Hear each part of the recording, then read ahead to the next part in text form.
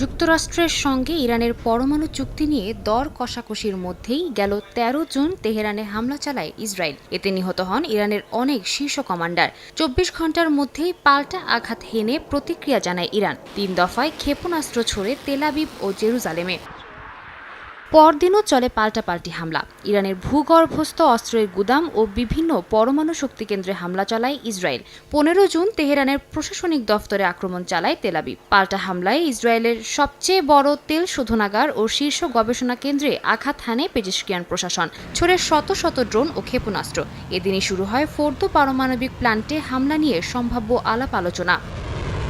জুনের ১৬ তারিখে ইরানের গণমাধ্যমে হামলা চালায় ইসরায়েল। গণমাধ্যম জানায়, এদিন মার্কিন রণতরী ও যুদ্ধবিমান মধ্যপ্রাচ্যের উদ্দেশ্যে রওনা দেয়। ইরানের রাজধানী খালি করার হুমকি দেন মার্কিন প্রেসিডেন্ট ডোনাল্ড ট্রাম্প, যা রাজধানীতে মারাত্মক যানজট সৃষ্টি করে।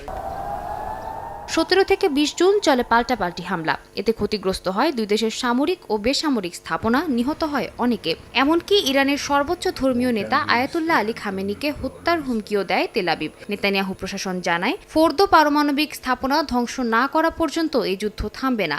একই সঙ্গে মার্কিনদের বাংকার বাস্টার বোমা চেয়ে ট্রাম্পের প্রতি আহ্বান জানান নেতানিয়াহু।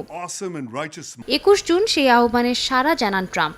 অপারেশন মিডনাইট হ্যামার নামে একযোগে হামলা চালান ইরানের ৩টি গুরুত্বপূর্ণ পারমাণবিক স্থাপনা নাতাঞ্জ, ইস্পাহান ও ফোর্দো পরমাণু কেন্দ্রে। এই পদক্ষেপের তীব্র নিন্দা জানিয়ে যাবতীয় কূটনৈতিক আলোচনা বাতিলের ঘোষণা দেয় তেহরান। হুঁশিয়ারি দেয়, এর পরিণতি ভোগ করতে হবে যুক্তরাষ্ট্রকে। এই ঘটনাকে কেন্দ্র করে প্রতিক্রিয়া স্বরূপ ইসরায়েল হামলার মাত্রা বাড়িয়ে দেয় ইরান। সবশেষ কাতার ও ইরাকে মার্কিন সামরিক ঘাঁটিতে হামলা চালায় দেশটি। শুধুমাত্র অবকাঠামোগত ক্ষতির মধ্য দিয়েই শেষ হয় অভিযান। এরপরই ট্রাম্প ট্রুথ সোশ্যালে এক পোস্টে দাবি করেন, পূর্ণাঙ্গ যুদ্ধবিরতিতে সম্মত হয়েছে ইরান ও ইসরায়েল। সাদিয়া তাসনিম, সময় সংবাদ।